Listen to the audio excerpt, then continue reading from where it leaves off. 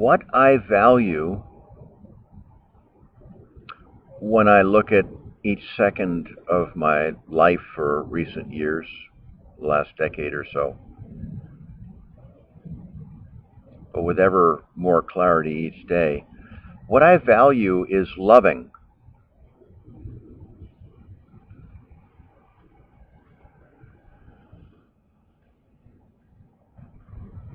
Secret Service, great guys.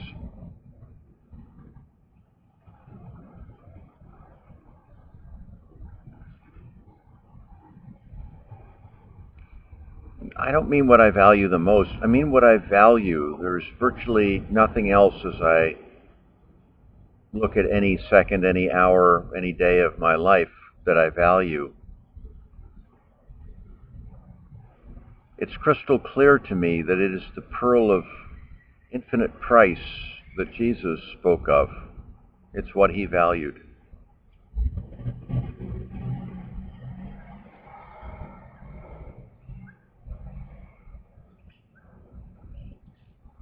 Yesterday, on my very narrow news scan,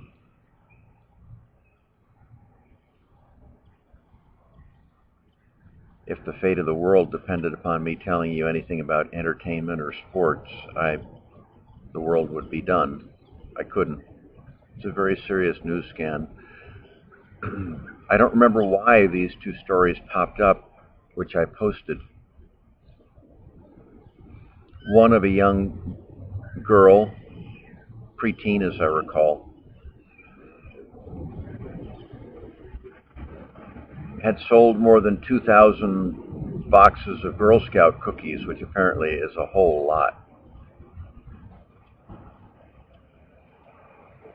Because in doing so, she could win an Apple computer, and she wanted it for her uncle.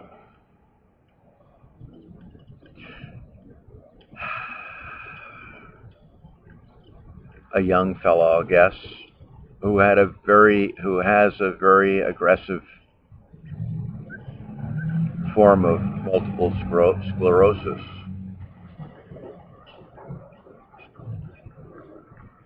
And the other, I don't think I read past the headline, but it was of two people that had died in the process of saving a boy who had fallen into the water, and the boy was saved.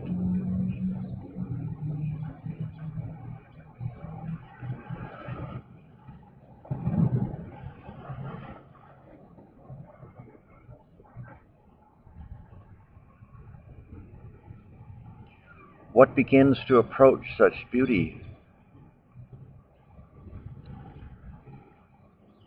as that kind of loving? I used to know. I used to think I knew. I don't know anymore. What approaches that?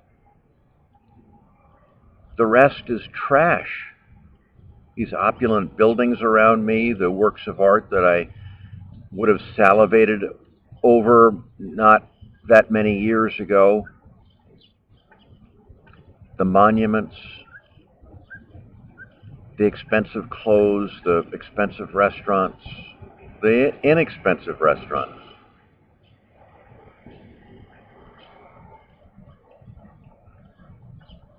Were all gods to me. I experienced them as so much trash, as so much cancer, as so much litter.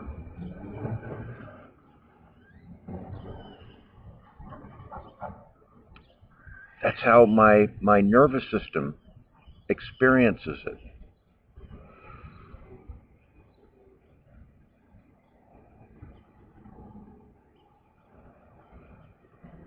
Just as any of us would experience a wiggling worm on the pavement as something that we didn't want to eat.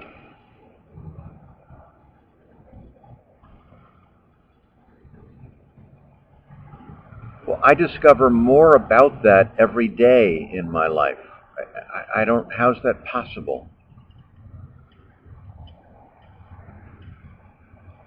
it's possible because what we call loving in this society isn't, and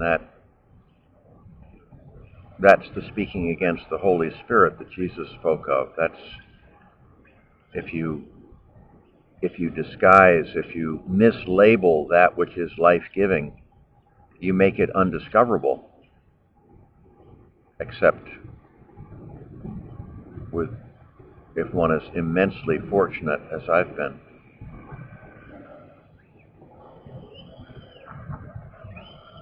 But I really rarely feel totally for lack of words with experiences of love, but I received one last night.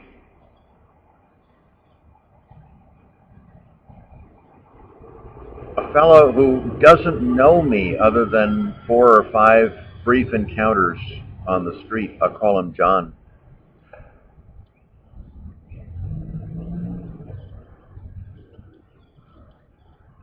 Works in the area, bikes to work. Our first encounter was a night that was threatening rain, and he was riding his bike from work, he tells me. In other words, I didn't understand at the time what was going on.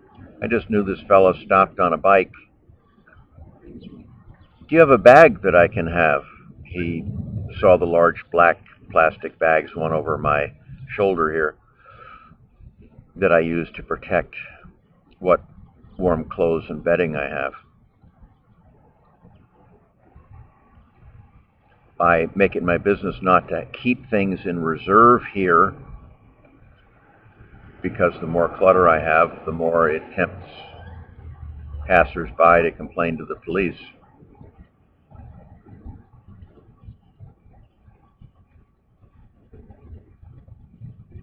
But he struck me as a decent human being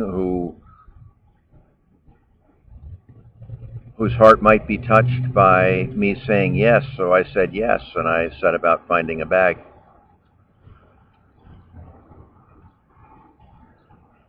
He quickly offered me some money, $1 or $2, I guess, I think he tells me. And I vaguely recall telling him what I always would have said, which is I don't do anything for money.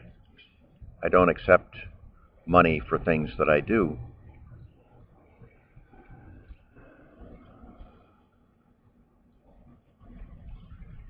Well, the second time he stopped by, and these 5 visits or so, 6 visits, 6 encounters have been over the last 5 months, I guess. He told me that had made quite an impression on him. By the 3rd visit or so, he had visited my blog and seen part of a documentary that was done on me 3 or 4 years ago by Jim Breslin. Had shown it to his 2 sons, brought his 2 sons by. I presume they were at work with him or in the city, but they stopped by. Beautiful young kids.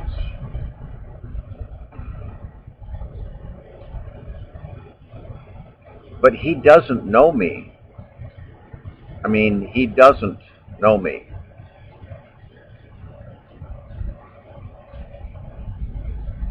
But yesterday he tells me he had been online and he saw the video log I put up the other day. How much longer must I be among you? Yesterday evening he saw it.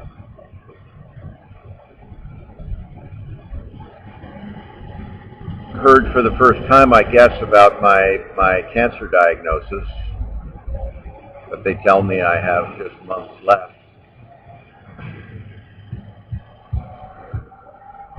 To me, it was incidental that I discussed housing at the end. That's no issue for me. Serving is all I care about.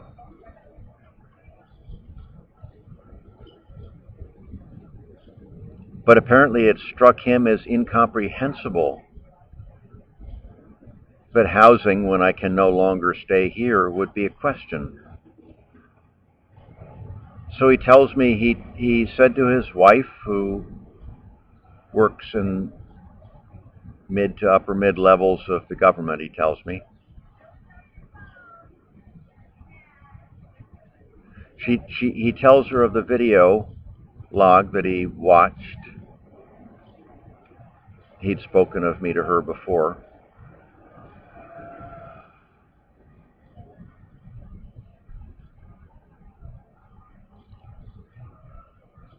And that he had to come, he lives in the suburbs of DC, he had to drive and tell me that whenever I wanted it, whenever I needed it, they had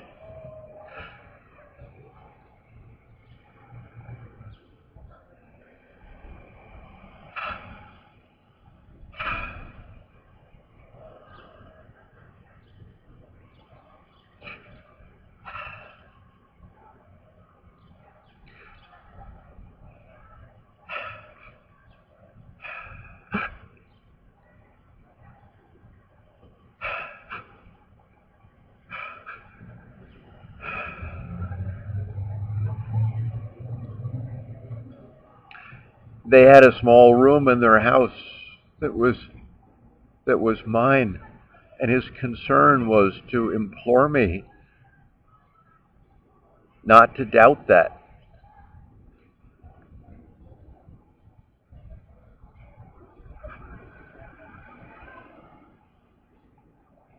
He was so concerned that I understood that it was nothing, that I would have no hesitation if I wanted or needed that room. And is a pretty bright guy. He must have known from that video log that the only time that such a room would be considered by me was when I was in pretty bad shape physically. So he told his wife this after seeing the video log last night. She said, well, you better drive over there and tell him.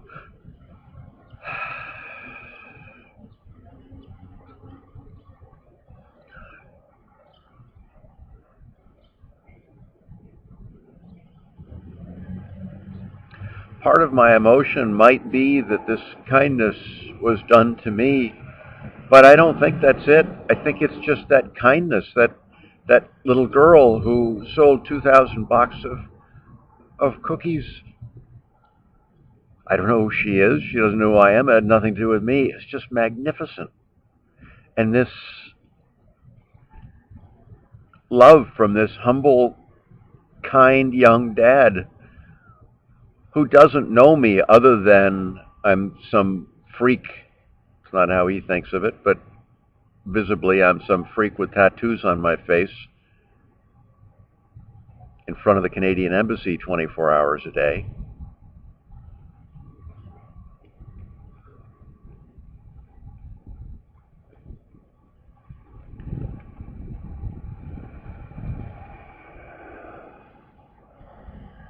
I know that he feels the warmth of such love coming through him.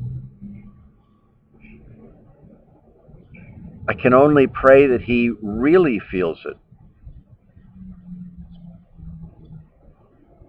because that's the reward that Jesus died to give us, our own experience of the infinite joy of loving, the only infinite joy that there is of our own loving in action.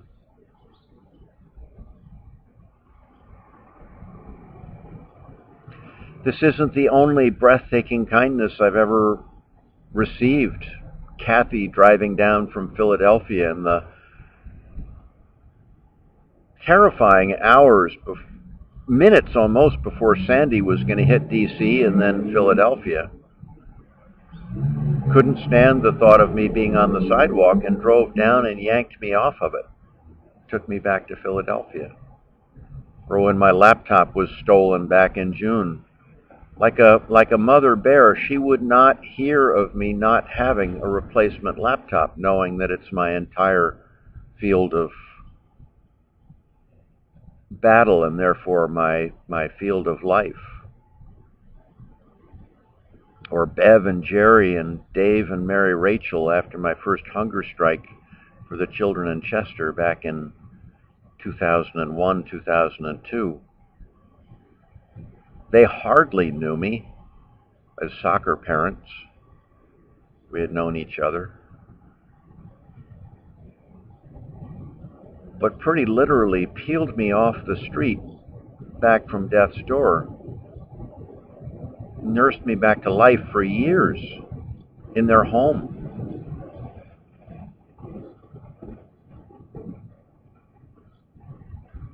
Jesus died because he saw that what I've just outlined was supposed to be the norm,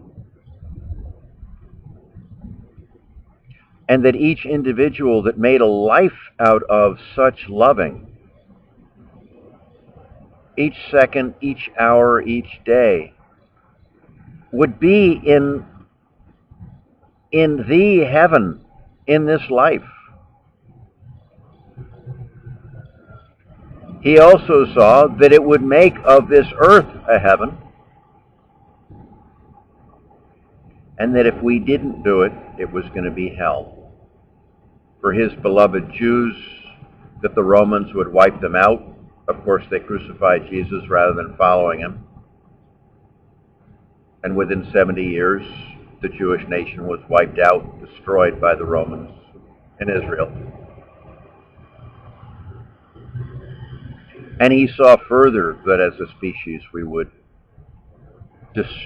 would make of this a hell unless we turned our every breath over to the loving Spirit within us, every breath over to the crazy, to the head and the flesh, the crazy loving Spirit within us.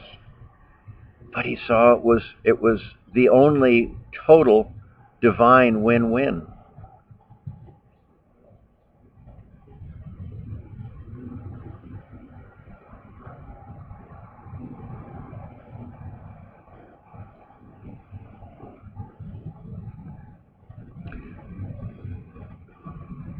The likelihood that I'll take John up on his offer is, or anyone up on their offer is virtually nil as far as I can see. I'm a soldier on a battlefield. I've finally seen clearly recently I don't belong among non-combatants. They thereby become collateral damage, at least emotionally, which is yet another step away from what I'm trying to do.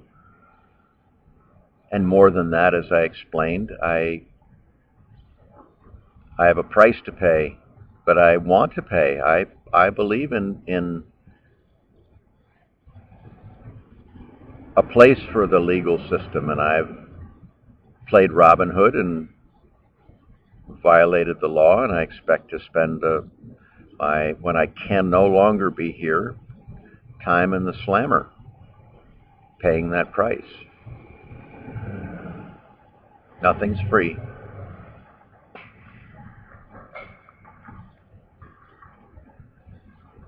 But I will glow forever in the warmth of the goodness, of the godness that he and his family showed me last night.